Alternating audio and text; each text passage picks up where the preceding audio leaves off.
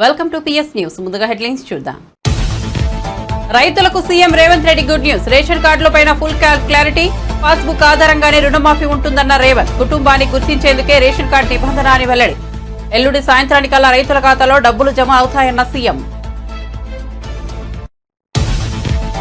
YCP నేతలు పెద్ద ఎత్తున కబ్జాలకు పాల్పడ్డారన్న రాంప్రసాద్ రెడ్డి. తిరుపతి మఠాల భూములను కూడా ఆక్రమించారనే ఆరోపణ. పెద్దిరెడ్డి ఆధ్వర్యంలో గ్రానైట్ కొండలను మింగేశారని మండిపాటు.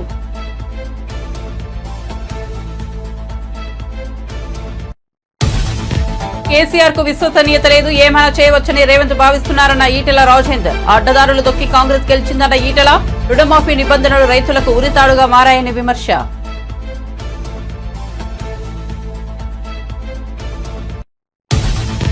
విజయసాయిరెడ్డిపై రెచ్చిపోయిన టీడీపీ నేత. మదన్ కు విజయసాయిరెడ్డి అంత డబ్బు ఎందుకు ఇచ్చాడు, విజిలెన్స్ విచారణ చేపట్టాలని అన్న ఆనం వెంకటరమణారెడ్డి.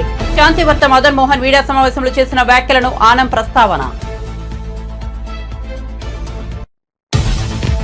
ప్రోటోకాల్ ఉల్లంఘనలు, పార్టీ ఫిరాయింపులపై శాసనసభాపతి గడ్డం ప్రసాద్ కుమార్ కు బీఆర్ఎస్ ఎమ్మెల్యేల ఫిర్యాదు. పార్టీ మారిన ఎమ్మెల్యేలు సభ్యత్వాలను రద్దు చేయాలని డిమాండ్.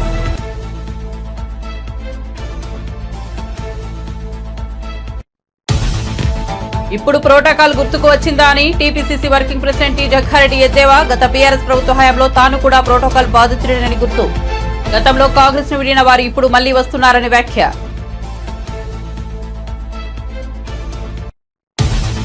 తెలంగాణలో రాగల 5 రోజుల్లో భారీ నుంచి అతి భారీ వర్షాలు కురిసే అవకాశం ఉందన్న హైదరాబాద్ వాతావరణ కేంద్రం. దక్షిణ ఒడిశా పరిసరాల్లో ఉన్న అల్పపీడనం ప్రస్తుతం దక్షిణ ఛత్తీస్గఢ్ ను ఆనుకుని విదర్భను ఆనుకుని ఉందని. అనుబంధంగా ఉపరితల ఆవర్తనం. ఇక వార్త వివరాల్లోకి వెళ్తే, తెలంగాణలో పంట రుణాల మాఫీకి కాంగ్రెస్ ప్రభుత్వం సిద్ధమైన సంగతి తెలిసిందే. అయితే రుణమాఫీకి రేషన్ కార్డు ఉండాలనే నిబంధన అందరినీ గందరగోళానికి గురిచేసింది. ప్రభుత్వంపై విపక్షాలు విమర్శలు ఎక్కుపెట్టాయి. ఈ నేపథ్యంలో ఈ అంశంపై సీఎం రేవంత్ రెడ్డి క్లారిటీ ఇచ్చారు. పాస్బుక్ ఆధారంగానే 2 లక్షల రుణమాఫీ ఉంటుందని ఆయన చెప్పారు. అయితే కుటుంబాన్ని గుర్తించేందుకే రేషన్ కార్డు నిబంధన పెట్టామని తెలిపారు. ఈ నెల 18 లోపు లక్షలోపు రుణాలను మాఫీ చేస్తామని చెప్పారు. ఎల్లుండి సాయంత్రానికల్లా రైతుల ఖాతాలో డబ్బులు జమ అవుతాయని తెలిపారు.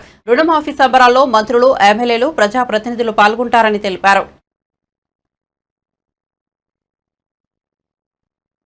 ప్రోటోకాల్ ఉల్లంఘనలు, పార్టీ ఫిరాయింపులపై శాసనసభాపతి గడ్డం ప్రసాద్ కుమార్ కు బీఆర్ఎస్ ఎమ్మెల్యేలు ఫిర్యాదు చేశారు. పార్టీ మారిన ఎమ్మెల్యేలు సభ్యత్వాలను రద్దు చేయాలని, 10 మంది బీఆర్ఎస్ ఎమ్మెల్యేలు, 6 ఎమ్మెల్సీలు పార్టీ ఫిరాయింపులకు పాల్పడ్డారని సభాపతి దృష్టికి తెచ్చామని కేటీఆర్ అన్నారు. ఫిరాయింపులపై వచ్చిన ఫిర్యాదులపై 3 నెలల్లోగా చర్యలు తీసుకోవాలని డిమాండ్ చేశారు. ఇది వరకు ఫిర్యాదులు ఇచ్చి 4 నెలలు గడిచినా చర్యలు తీసుకోలేదని మండిపడ్డారు. గౌరవ స్పీకర్ గారిని కలిసి చాలా వివరంగా అన్ని విషయాలు చెప్పాము.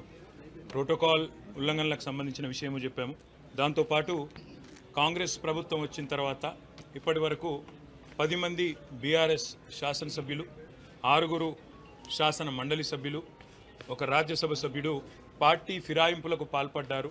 ఈ విషయంలో మీకు ఆల్రెడీ పూర్తి సమాచారము, పూర్తి అవగాహన ఉంటుందనే విశ్వాసం మాకుంది. కానీ కొన్ని విషయాలు మీ దృష్టికి తీసుకొని రావాలి అని చెప్పి స్పీకర్ గారికి చాలా వివరంగా సుప్రీంకోర్టు తీర్పులతో సహా, సుప్రీంకోర్టు, హైకోర్టు, భారతదేశం అంతా జరుగుతున్న విషయాలన్నీ కూడా వివరంగా చెప్పాం. స్పీకర్ గారికి ఈరోజు మేము విజ్ఞప్తి చేసింది ఏమంటే, మీరు వెంటనే నిర్ణయం తీసుకోండి. ఇప్పటికే 4 నెలలు దాదాపుగా కావస్తూ ఉంది. మరి 3 నెలల్లో నిర్ణయం తీసుకోవాలని చెప్పి మరి అక్కడ సుప్రీంకోర్టు తీర్పు ఉంది. దయచేసి స్పీకర్ గౌరవాన్ని, శాసనసభ గౌరవాన్ని కాపాడండి. సుప్రీంకోర్టు మీకు డైరెక్షన్ ఇచ్చే పరిస్థితి తెచ్చుకోవద్దు అంటూ కూడా స్పీకర్ గారిని మేము అభ్యర్థించడం జరిగింది. చేతుల్లో రాజ్యాంగం పట్టుకొని పార్లమెంట్లో పోజులు, బయటికి వచ్చి కాంగ్రెస్ కార్యాలయంలో పార్టీ ఫిరాయించిన ఎమ్మెల్యేలకు వారిని వెన్నుతట్టి ప్రోత్సహించే విధంగా రాహుల్ గాంధీ గారు ప్రవర్తిస్తున్నారని చెప్పి కూడా నేను స్పీకర్ గారికి గుర్తు చేయడం జరిగింది. సుప్రీంకోర్టు నిబంధనలు క్లియర్గా ఉన్నాయి. మీకు కాపీ కూడా ఇస్తున్నాం సార్. మిమ్మల్ని కొంతమంది తప్పుదోవ పట్టిస్తున్నారు. ఏమీ కాదని, మీరు ఏ నిర్ణయం తీసుకోకున్నా ఇబ్బంది రాదని, మీకే కలంకము రాదని చెప్పి కొంతమంది చెప్తా ఉన్నారు. వారిని స్పీకర్ గారిని మేము అభినందించాం కూడా.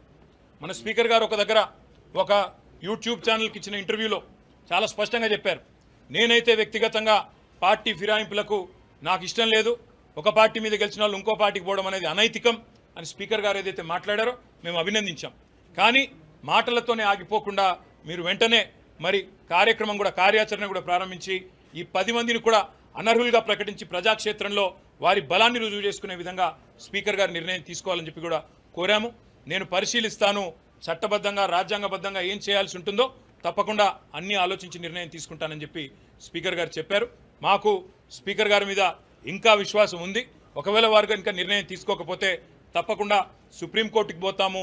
ఇవాళ బడేబాయికి చోటాబాయికి పెద్ద తేడా ఏం లేదు. బడేబాయి అక్కడ చేస్తున్న పని ఇక్కడ ఈయన చేస్తున్నాడు చోటాబాయి, ఏం తేడా లేదు. ఆయన తనకుండే అన్ని సంస్థలను వాడుతున్నాడు, బెదిరిస్తున్నాడు రాజకీయ పార్టీలను, వైరపక్షాలను. ఈయన కూడా అదే పని చేస్తూ ఉన్నాడు. మాకు పార్టీ మారిన ఎమ్మెల్యేల మీద సానుభూతి ఉంది. ఎందుకంటే వాళ్ళు రాజకీయంగా ఆత్మహత్య చేసుకున్నారు. వారిని నేను కాపాడలేను, ప్రజలు తప్పకుండా వారిని శిక్షిస్తారు ప్రజాక్షేత్రంలో. అందుకే మేము చెప్పేది ఇవాళ రాజకీయాల్లో హత్యలు ఉండవు, ఆత్మహత్యలే ఉంటాయనడానికి ఇవే ఒక గొప్ప నిదర్శనం నేను అనుకుంటా ఉన్నా. ఎవరైతే కూలగొడతామని చెప్పారో మొట్టమొదటి పార్టీలో చేరిందే ఆయన. ఇప్పుడు మాకు డౌట్ ఏమొస్తుందంటే, ఏ కడియం శ్రీహరి అయితే చెప్పిండో ఆయన ముందు నుంచే కోవట్టుకున్నాడేమో, ముందు ఆయనతోనే చెప్పించి కథంతా చేస్తున్నాడేమో అని మాకు డౌట్ వస్తుంది. మా శాసనసభ్యుల బృందం మొత్తం కూడా గౌరవ స్పీకర్ గారిని కలిసి చాలా వివరంగా అన్ని విషయాలు చెప్పాము. ప్రోటోకాల్ ఉల్లంఘనలకు సంబంధించి బీఆర్ఎస్ ప్రభుత్వ హయాంలో ప్రతిపక్ష ఎమ్మెల్యేలు, స్థానిక ప్రజాప్రతినిధులకు ప్రోటోకాల్ పాటించిన కేటీఆర్, హరీష్ రావులకు ఇప్పుడు ప్రోటోకాల్ గుర్తుకు వచ్చిందానని టీపీసీసీ వర్కింగ్ ప్రెసిడెంట్ జగ్గారెడ్డి ఎద్దేవా చేశారు. మంగళవారం గాంధీభవన్లో ఆయన మీడియాతో మాట్లాడారు. వారి పాలన హయాంలో గుర్తుకురాని ప్రోటోకాల్ పై ఇప్పుడు వారికి గగ్గోలు ఎందుకని మండిపడ్డారు. గత బీఆర్ఎస్ ప్రభుత్వ హయాంలో తాను కూడా ప్రోటోకాల్ బాధితుడేనని గుర్తు చేశారు. సంగారెడ్డిలో నన్ను విపక్ష ఎమ్మెల్యేగా అవమానించారని, అయినా పెద్ద మనసుతో నేను పట్టించుకోలేదన్నారు. ప్రభుత్వ కార్యక్రమంలో ఓడిపోయిన మాజీ ఎమ్మెల్యే కొబ్బరికాయ కొట్టేవారని, ఆ సమయంలో హరీష్ రావు జిల్లా కలెక్టర్ పక్కనే ఉండేవారని గుర్తు చేశారు. ఎమ్మెల్యే ఉన్నావు, నువ్వు కొబ్బరికాయలు కొట్టాలి. మంత్రి వస్తుండే పోతుండే, అసలు కలెక్టర్ ఆఫీస్కి ఫోన్లు కూడా ఉండకుండే. ఎమ్మెల్యే నేను, హరీష్ రావు ఓడిపోయిన ఎమ్మెల్యే వచ్చి కొబ్బరికాయలు కొడుతుంది. నేను ఒకరోజు మా పార్టీ నాయకులు, కార్యకర్తలు, ప్రజలు కూడా అడిగారు, అదేందన్నా నువ్వు ఎమ్మెల్యే ఉన్నావు, నువ్వు కొబ్బరికాయలు కొట్టాలి, మరి ఎమ్మెల్యే కొబ్బరికాయలు కొడుతున్నాడు, హరీష్ రావు పక్కన నిలబడ్డాడు, ఆ పక్క కలెక్టర్ ఉన్నాడు, ప్రోటోకాల్ ఏం లేదన్నా అంటే నేనన్నా, అరే మనకు ఉదారమైన స్వభావం ఉన్నదిరా, కొట్టుకొని కానీ అన్నా. కొబ్బరికాయలు ఏంద్రా, గుమ్మడికాయలు కూడా కొట్టుకొని పోయినాడని చెప్పేసి నేను ఎప్పుడు కూడా, ఎందుకంటే కలెక్టర్ కానీ అధికారులకు కానీ ఫోన్ చేయలే. అరే నాయనా నేను ఎమ్మెల్యే ఉన్నా, నేను కొట్టాల్సిన కొబ్బరికాయలు గుమ్మడికాయలు అవతలోడు ఓడిపోయినాడు కొడుతున్నాడు, మరి మంత్రి ఏమో పక్కకు నిలబడ్డాడు, ఆ కలెక్టర్ ఏమో చేతులు కట్టుకొని నిలబడ్డాడు. ఇక అట్లా నేను ఒక ఎగ్జాంపులే కానీ నేను జాలిపడ్డా. నా పెద్ద గుణం కదా, పెద్ద మనసు కదా, మా పోని కొట్టుకోపోని పిల్లగాడు ఏదో కొట్టుకుంటున్నాను వదిలేసిన. అంటే వేస్ట్ అది. వాళ్ళు ఈ ప్రోటోకాల్ గురించి ముఖ్యమంత్రి రేవంత్ రెడ్డి గురించి మాట్లాడడం, ఇప్పుడు మా కాంగ్రెస్ పార్టీ, మా ప్రభుత్వం, ముఖ్యమంత్రి గారి యొక్క పరిపాలన ముందు బెటర్ నేనేమంటున్నా, కేటీఆర్, హరీష్ రావుకి మీరు ముఖ్యమంత్రి గారు స్పెషల్ అపాయింట్మెంట్ తీసుకొని ఒకసారి మళ్ళా నేర్చుకోండి. మీరు సలహా ఇస్తున్నారు ఇద్దరికి.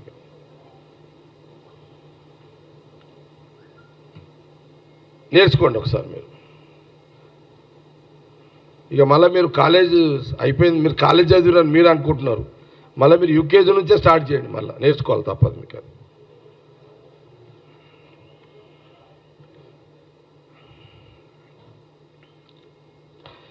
మళ్ళీ నేను చాలా సందర్భాల్లో చెప్పిన, ముఖ్యమంత్రి గారు రోజు సెక్రటరియట్లో రివ్యూస్ చేస్తున్నాడు. ముఖ్యమంత్రి రేవంత్ రెడ్డి గారు రోజు సెక్రటరియట్లో రివ్యూస్ చేస్తున్నాడు. దేశ విదేశాల నుంచి డెలిగేట్స్ వస్తున్నారు. 4 గంటల నుంచి 6 గంటల వరకు అటో ఇటో అపార్ట్మెంట్స్ ఉన్నాయి, అందరు కూడా అపార్ట్మెంట్లో పోయి కలుస్తున్నారు.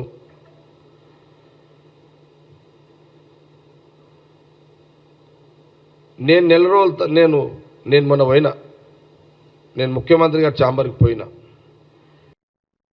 గత ప్రభుత్వ హయాంలో వైసీపీ నేతలు పెద్ద ఎత్తున భూ కబ్జాలకు పాల్పడ్డారని మంత్రి రాంప్రసాద్ రెడ్డి ఆరోపించారు. తిరుపతి మఠాల భూములను కాజేశారని మండిపడ్డారు. దేవాలయ శాఖకు చెందిన భూములను భారీగా ఆక్రమించేశారని చెప్పారు. కబ్జాకు గురైన భూములను తప్పకుండా ప్రభుత్వానికి అప్పగిస్తామని తెలిపారు. మాజీ మంత్రి పెద్దిరెడ్డి ఆధ్వర్యంలో గ్రానైట్ కొండలను మింగేశారని చెప్పారు. ప్రతిరోజు వేల ట్రిప్పులతో ఇసుకను తరలించారని అన్నారు. వైసీపీ ప్రభుత్వ బాధితులు ఎవరైనా సరే ప్రభుత్వం వద్దకు వస్తే వారి సమస్యలను పరిష్కరిస్తామని హామీ ఇచ్చారు. పార్టీ అధికారంలోకి వచ్చిన 35 రోజుల్లోనే గత 5 సంవత్సరాల్లో జరిగిన దోపిడీ విషయంలో సరైన ప్రణాళికతో మేము ముందుకెళ్తున్నాం. ముఖ్యంగా గత 5 సంవత్సరాల్లో రాష్ట్ర ప్రభుత్వానికి సంబంధించిన అలాగే రాష్ట్ర ప్రజల యొక్క ఆస్తులను దోపిడీ చేసిన ఆనాటి ప్రభుత్వం యొక్క భూములనైతేనేం వాళ్ళు దోచుకున్న ఖనిజాలైతేనేం దీనిల మీద సమగ్ర విచారణతో ఈరోజు మా ప్రభుత్వం ముందుకెళ్తా ఉంది. దాంట్లో ముఖ్యంగా నిన్న మా ముఖ్యమంత్రి వర్యులు రాష్ట్రంలో ఉన్న భూములపై శ్వేతపత్రం రిలీజ్ చేయడం జరిగింది. దాంట్లో కొన్ని నిజాలు మీ దృష్టికి తీసుకోబోదలిచాం. ముఖ్యంగా గత 5 సంవత్సరాల్లో ఆంధ్ర రాష్ట్రంలో సుమారు 1,75,000 ఎకరాల భూమిని వైసీపీ పార్టీ నాయకులైతేనేం కార్యకర్తలైతేనేం కాజేయడం జరిగింది. దానిలో ప్రభుత్వం భూములు ఉన్నాయి, మఠాలకు సంబంధించిన భూములు, దేవాలయాలకు సంబంధించిన భూములు, అలాగే ప్రజలకు సంబంధించిన భూములు ఉన్నాయి. దీనిలో విలువ అక్షరాల 35,000 కోట్ల రూపాయలు అంటే మీరు అర్థం చేసుకోవాలా. ఆ రోజు ఆర్థిక వనరులు సమకూర్చుకునే దానికి ఆనాటి ముఖ్యమంత్రి జగన్మోహన్ రెడ్డి ఆయన మంత్రివర్గంలో ఉన్న కొందరు బడా నాయకులు ప్రభుత్వం యొక్క భూములను వాళ్ళ పేర్లతో రిజిస్టర్ చేసుకోవడం జరగడం, అలాగే గవర్నమెంటు అలాగే మాన్యాలకు సంబంధించిన భూములను ఆన్లైన్లలో చేసుకోవడం, డీకేటీ భూములను కూడా కాజేయడం, మానవాళికే చేటైన వంకపరం పోగులు, నాలాలు, చెరువులు ఇవన్నీ కబ్జా చేసిన ఘనత ఆ ప్రభుత్వానికే దక్కింది. ఎక్కువ ఈ కార్యక్రమాలు చేపట్టింది ఎమ్మెల్యేలు, మంత్రులుగా చలామైన వాళ్ళే. మేము ఈ 35 రోజుల్లో మా అధికారుల ద్వారా సమీక్షలు నిర్వహించి ల్యాండ్లలోకి వెళ్ళి ఎవరెవరు ఆధీనంలో ఉన్నాయని చూస్తే అక్కడ విస్తరపోయే నిజాలు బయటకు వచ్చాయి. చిత్తూరు జిల్లాలో ఆనాటి మంత్రి అలాగే ఎంపీగా ఉన్న అతను వాళ్ళ కుటుంబ సభ్యులు సుమారు 3,000 ఎకరాల భూములను వాళ్ళ పేర్లతో పెట్టుకోవడం జరిగింది. పులిచెర్ల అయితేనేం, అలాగే అంగళ్ళు తమ్మలపల్లి కాన్స్టిట్యున్సీలు అయితేనేం, మదనపల్లి, పుంగునూరు చెప్పుకుంటా పోతే ఎక్కడ చూసినా ఆ భూములను కాజేసినారు. తిరుపతి విషయానికి వస్తే ఎప్పుడు నుంచో మఠాల్లో ఆధీనమైన ఉన్న భూముల్ని కూడా కాజేయడం జరిగింది. మేము ఒకటే చెప్తున్నాం, ప్రజలకు భరోసా ఇచ్చాం. ఎప్పుడైతే తెలుగుదేశం పార్టీ ప్రభుత్వం ఏర్పాటు అవుతుందో తప్పకుండా విచారించి ఆ భూములన్నీ ప్రభుత్వానికి అప్పచెప్తామని చెప్పాం. అదే కార్యక్రమాలు ఈరోజు మా యొక్క ప్రభుత్వం చేస్తుందని మీ అందరికీ తెలియజేసుకుంటున్నాం. రాష్ట్రంలో ఇసుక దోపిడీ జరిగింది. ఆ దోపిడీ కూడా పక్కల రాష్ట్రాలైన తమిళనాడు, కర్ణాటకకు రోజు వందలాదిగా వేలాదిగా టిప్పర్లలో తరలించి లక్షలాది రూపాయలు గడించినారు. ఆ రోజు గనుల శాఖ మంత్రి అయిన పెద్దిరెడ్డి రామచంద్రారెడ్డి ఆధీనంలోనే రాష్ట్రంలో ఉన్న గ్రానైట్ కొండలన్నీ ఆయన చేతుల్లోనే ఉన్నాయి. తెలుగు రాష్ట్రాల్లో సంచలనం రేపుతున్న శాంతి బిడ్డకు తండ్రి ఎవరనే ఇష్యూపై టీడీపీ నేత ఆనం వెంకటరమణారెడ్డి సీరియస్ గా స్పందించారు. వైసీపీ మాజీ ఎంపీ విజయసాయిరెడ్డి శాంతి వ్యవహారంపై సెన్సేషనల్ కామెంట్ చేశారు. మదన్ మోహన్ తన బిడ్డకి తండ్రి ఎవరని అడిగారని, ఆ పరిస్థితి ఎవరికీ రాకూడదని అన్నారు. బిడ్డకి విజయసాయిరెడ్డి తండ్రి అని మదన్ చెప్పాడని అన్నారు. అయితే విజయసాయికి అంత సీన్ లేదని, కుమార్తెని దత్తత తీసుకుని పెంచుతున్నారని వ్యాఖ్యానించారు. విజయసాయి పూజకు పనికిరాని పువ్వు, పనికొచ్చే పువ్వా అనేది DNA టెస్ట్ చేయించుకోవాలన్నారు. ఎట్టముడతారు రా పిల్లల, దానికి పక్కన వాళ్ళందరూ నవ్వడం, అదొక జోకు, వీళ్ళందరూ నవ్వడం. గే అంట గే. సరే, బెయిల్ని డైరెక్ట్గా ప్రెస్ ఛానల్స్ని బెదిరించిన విజయసాయిరెడ్డి, బెయిల్ మీద ఉన్న విజయసాయిరెడ్డిని వెంటనే సిబిఐ వాళ్ళు బెయిల్ క్యాన్సిల్ చేయమని కోర్టులో వేస్తే మేము స్వాగతిస్తాం దాన్ని. ఎందుకంటే ఇక్కడితో ఆగేది కాదు, ఇది పెద్దదై చిలికి గాలివాన్ అవుద్దని మనకు అందరికీ తెలుసు. ఈ who is the father of the child అనేది కూడా బయటికి రావాలి డెఫినెట్గా. ఇంకొక విషయం, వీడు నేను ఎన్ని ప్రెస్ మీట్లు పెట్టుంటాను విజయసాయిరెడ్డి మీద. ఆదాన్ డిస్టిలరీస్, సారాయి రెడ్డి, పొట్టి సారాయి రెడ్డి ఎప్పుడైనా ప్రెస్ మీట్ పెట్టాడు? ఈడ పెట్టారే. నేను అడిగిన క్వశ్చన్లకి కాకినాడ డీప్ సీ పోర్ట్ పెట్టా, వైజాగ్ ల్యాండ్స్ పెట్టా, టీడీఆర్ బాండ్స్ ఎప్పుడైనా పెట్టా అంటే వాటికి మాత్రం ఈయన ఆన్సర్ ఇడు. ఆయన ఈ ట్విట్టర్లో పెడతాడు. ట్విట్టర్ అన్ని విషయాల్లో కూడా ఈరోజు వైజాగ్ దోపిడీ చేసింది విజయసాయిరెడ్డి అనేది అర్థమైపోయింది. 1,60,00,000 ఇచ్చిన ఒక మెంబర్ ఆఫ్ పార్లమెంట్, చెప్తుండింది ఒక సెంట్రల్ గవర్నమెంట్ ఎంప్లాయీ, ఒక మెంబర్ ఆఫ్ పార్లమెంటు 1,60,00,000 రూపాయలు ఒక సెంట్రల్ గవర్నమెంట్ ఎంప్లాయీకి ఇచ్చాడంటే అతను వెంటనే అరెస్ట్ చేయాలి, సిబిఐ ఎంక్వైరీ అడుగుతున్నాం. ఎందుకంటే it is a serious matter. ఒక పక్క మెంబర్ ఆఫ్ పార్లమెంట్ రాజ్యసభ, ఒక పక్క సెంట్రల్ గవర్నమెంట్ గ్రూప్ 1 ఆఫీసర్. ఒక గ్రూప్ 1 ఆఫీసర్కి 1,60,00,000 ఇచ్చాడని ఆ గ్రూప్ 1 ఆఫీసర్ ఒప్పుకున్న తర్వాత ఈరోజు విజయసాయి రెడ్డిని వెంటనే అరెస్ట్ చేసి సిబిఐ ఎంక్వైరీ చేసి మొత్తం ఒక 2 లాఠీతో 2 తగిలిచ్చేస్తే అన్ని విషయాలు బయటకు వస్తాయని కూడా నేను మనవి చేస్తున్నా. అదే కాదు, ఒక వ్యూ ఇంకొక వ్యూ కూడా ఉంది, అది మళ్ళీ చెప్తా. సో ప్రెస్ని బెదిరించిన వెంకటకృష్ణ గారి కాడి నుంచి, రాధాకృష్ణ గారి కాడి నుంచి, బిఆర్ నాయుడు గారి కాడి నుంచి, వంశీ అయితే ఏమి, రామోజీరావు ఈనాడునైతే ఏమి బెదిరించి అడ్డదారులు దక్కి ప్రజలను మోసం చేసి కాంగ్రెస్ అధికారంలోకి వచ్చిందని బీజేపీ ఎంపీ ఈటెల రాజేందర్ అన్నారు. రైతులకు 2 లక్షల రుణమాఫీ చేస్తామని ఎన్నికలకు ముందు కాంగ్రెస్ హామీ ఇచ్చిందని, ఇప్పుడు రుణమాఫీకి తెల్ల రేషన్ కార్డు ఉండాలనే నిబంధన పెట్టారని విమర్శించారు. రైతు రుణమాఫీకి 6 పేజీల నిబంధనలు పెట్టారని మండిపడ్డారు. రుణమాఫీ నిబంధనలు రైతులకు ఉరితాడుగా మారాయని చెప్పారు. రేషన్ కార్డులకు దరఖాస్తులు తీసుకుని 7 నెలలైనా ఎందుకు మంజూరు చేయలేదని ప్రశ్నించారు. కేసీఆర్ విశ్వసనీయత లేని నాయకుడిని, అందుకే ఆయనకు ప్రజలు బొందపెట్టారని అన్నారు. కేసీఆర్ను ఓడించాలని కాంగ్రెస్ అడ్డగోలు హామీలు ఇచ్చిందని చెప్పారు. ఒక్కొక్క జిల్లాలో ఒక్కొక్క బహిరంగ సభలో రాహుల్ గాంధీ గారి చేత ఒకటి, ప్రియాంక గాంధీ గారి చేత ఒకటి, వాళ్ళ దేశ అధ్యక్షుల చేత ఒకటి, ఇట్లా అనేక ఇచ్చింది, హామీలు ఇచ్చింది. అందులో ఒక హామీ రైతాంగానికి 2 లక్షల రూపాయలు రుణమాఫీ, అన్కండిషనల్, ఏ కండిషన్ లేదు. ఇవాళ ఏ 6 పేజీల నిబంధనలు అయితే ఇవాళ ప్రకటించారో, రైతు రుణమాఫీకి 6 పేజీల నియమ నిబంధనలు అని చెప్పి ప్రకటించారో, ఈ నియమ నిబంధనలే రైతుకు ఉరితాళ్ళు. ఈ నియమ నిబంధనలే రైతాంగాన్ని మరోసారి వంచడం, మోసం చేయడం తప్ప ఇంకోటి కాదు. ఇవన్నీ చదవాలంటే ఒక అర్ధగంట గంట అయినా కూడా ఇవాళ కూడా రేవంత్ రెడ్డి గారికి స్పష్టమైన అవగాహన ఉన్నది. రేవంత్ రెడ్డి గారు ఒక సందర్భంలో ఉందా అది కిషోర్ గారు, అంటే ఆయన ఏమంటారంటే, ఆయన మాటలు చెప్తా,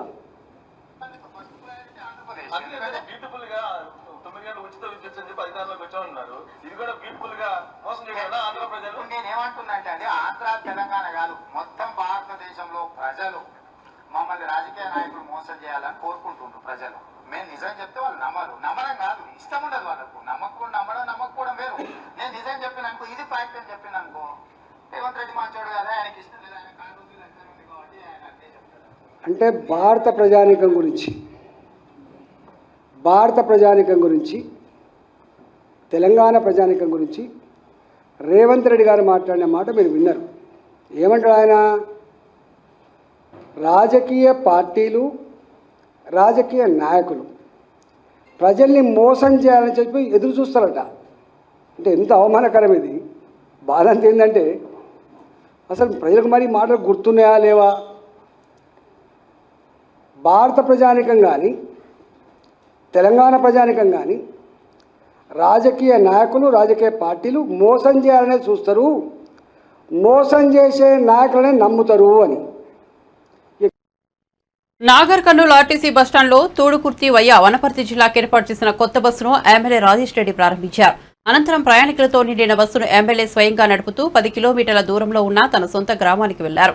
ఆర్టీసీ డ్రైవర్ను పక్కనే కూర్చోబెట్టుకుని ఎమ్మెల్యే స్వయంగా బస్సు నడిపారు. ఆర్టీసీ డ్రైవర్ సూచనలు సలహాలు చేస్తుండగా ఆయన బస్సును నడిపారు. కొన్నేళ్లుగా తమ గ్రామానికి ఆర్టీసీ బస్సు రాలేదని ఇప్పుడు రావడం ఆనందంగా ఉందని ప్రయాణికులు సంతోషం వ్యక్తం చేశారు.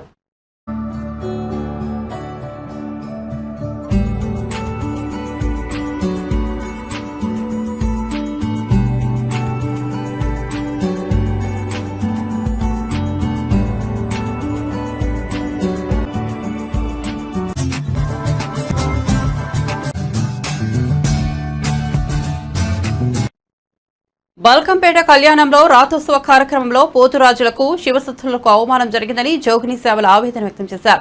సోమాజిగూడ ప్రెస్ క్లబ్ లో మంగళవారం జోగిని శ్యామల మీడియా సమావేశంలో మాట్లాడారు. రాతోత్సవంలో జోగినీలు శివసత్తులపై లాఠీచార్జ్ చేసి అవమానించారని ఆమె అన్నారు. మమ్మల్ని కొట్టినందుకు మేం మనస్తాపానికి గురయ్యామని జోగిని శ్యామల చెప్పుకొచ్చారు. రాజు బాగుండాలని, రాష్ట్రం బాగుండాలని మేము అమ్మవార్లను పూజిస్తాం. అలాంటి మమ్మల్ని అడ్డుకుంటున్నారని ఆమె తెలిపారు.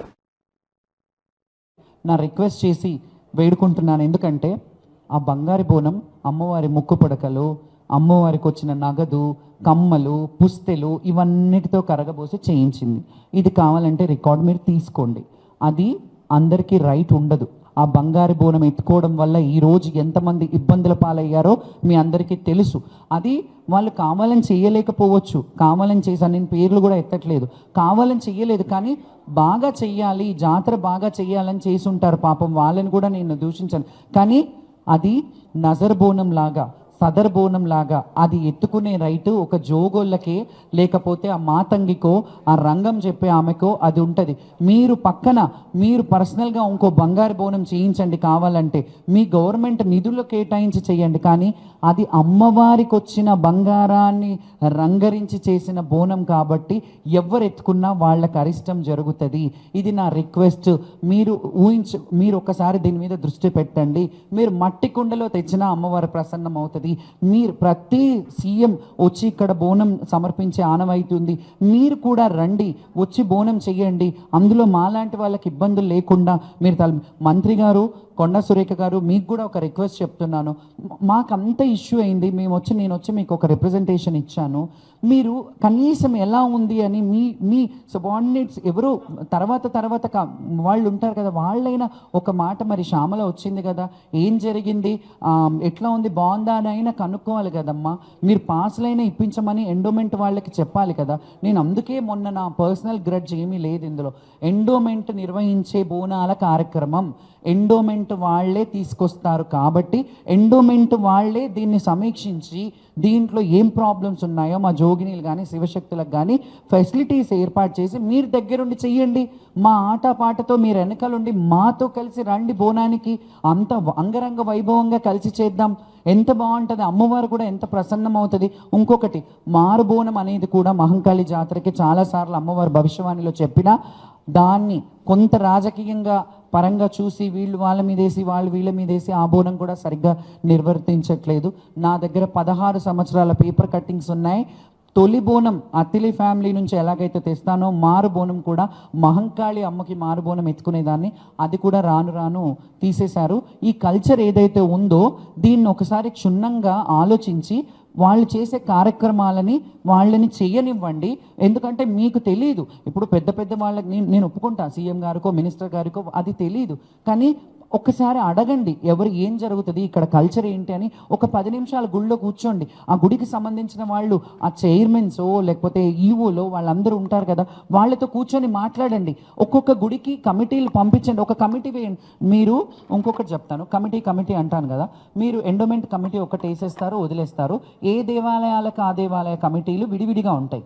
ఈ అన్నిటికీ బియాండ్ ఒక కమిటీని వేసి అన్ని గుళ్ళల్లోకి సంబంధించిన వాళ్ళని పెట్టి అన్ని గుళ్ళల్లో సమీక్షించేలాగా ఆ కమిటీలు వెళ్ళి అన్ని గుళ్ళల్లో మెయిన్ మనకి ఎన్ని గుళ్ళు ఉన్నాయి, గోల్కొండ ఉంది, మహంకాళి టెంపుల్ ఉంది, ఎల్లమ్మ ఉంది, ఏడుపాయలు ఉంది. అక్కడైతే హైదరాబాద్ ఆషాఢంలో జరగవు.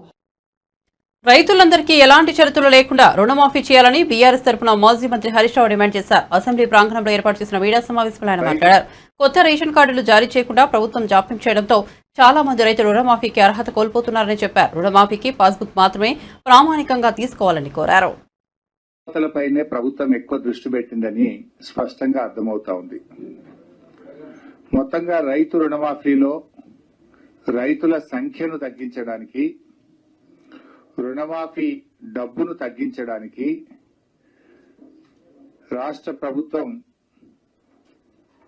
అనేక నిబంధనలు పెట్టి కోతలు పెట్టే ప్రయత్నం చేసింది.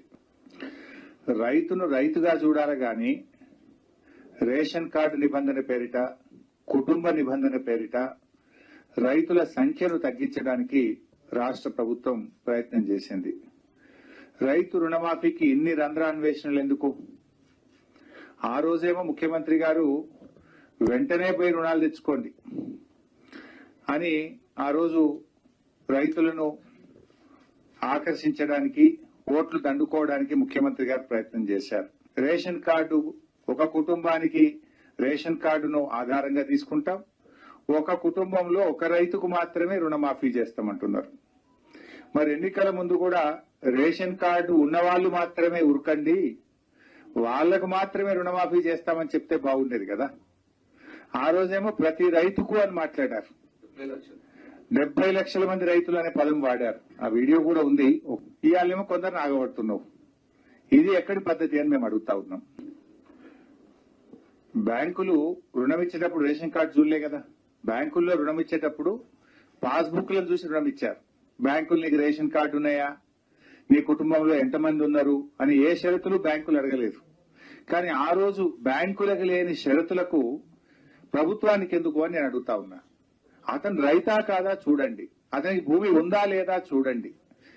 అంతేగాని ఇవాళ కుటుంబము రేషన్ కార్డు పెట్టి ఇవాళ ఈ గైడ్ లైన్స్ పెట్టి కోతలు పెట్టే ప్రయత్నం చేస్తా ఉన్నారు.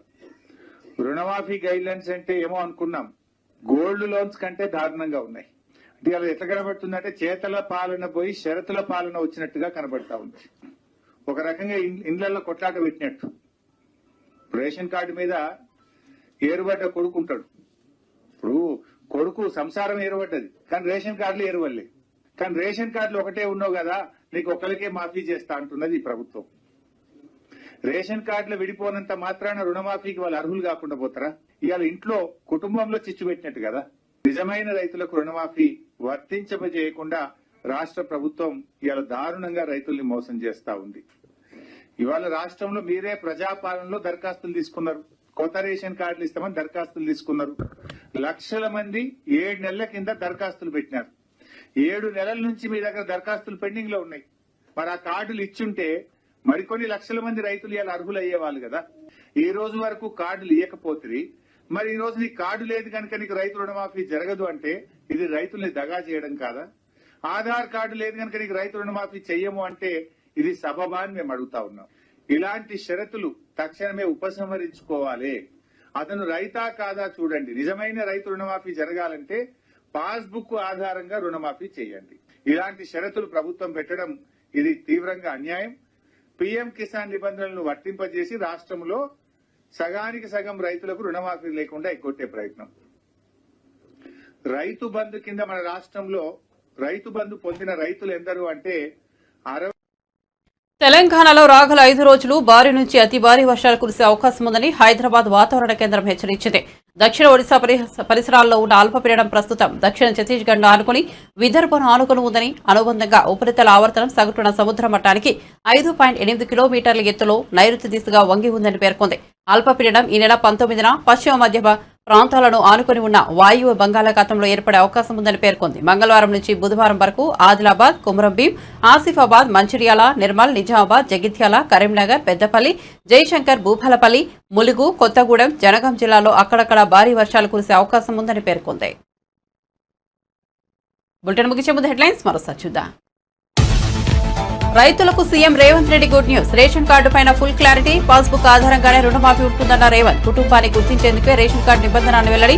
ఎల్లుండి సాయంత్రానికల్లా రైతుల ఖాతాల్లో డబ్బులు జమ అవుతాయన్న సీఎం.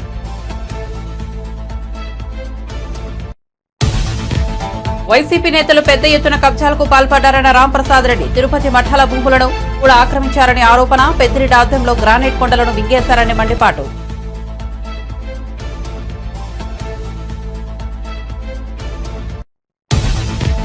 కేసీఆర్ కు విశ్వసనీయత లేదు, ఏమైనా చేయవచ్చన్న రేవంత్ రెడ్డి భావిస్తున్నారన్న ఈటెల రాజేందర్. అడ్డదారులు తొక్కి కాంగ్రెస్ గెలిచిందన్న ఈటెల.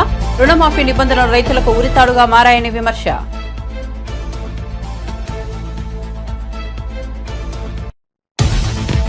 విజయసాయిరెడ్డిపై రెచ్చిపోయిన టీడీపీ నేత మదన్ కు విజయసాయిరెడ్డి అంత డబ్బు ఎందుకు ఇచ్చాడు?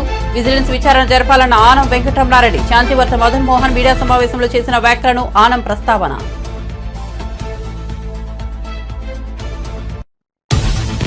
ప్రోటోకాల్ ఉల్లంఘనలు, పార్టీ ఫిరాయింపులపై శాసనసభాపతి గడ్డం ప్రసాద్ కుమార్ కు బీఆర్ఎస్ ఎమ్మెల్యేల ఫిర్యాదు. పార్టీ మారిన ఎమ్మెల్యేల సభ్యత్వాలను రద్దు చేయాలని డిమాండ్.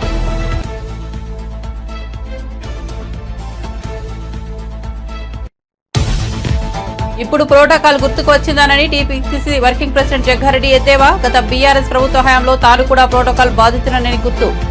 గతంలో కాంగ్రెస్ ను వీడిన వారు ఇప్పుడు మళ్లీ వస్తున్నారని వ్యాఖ్య.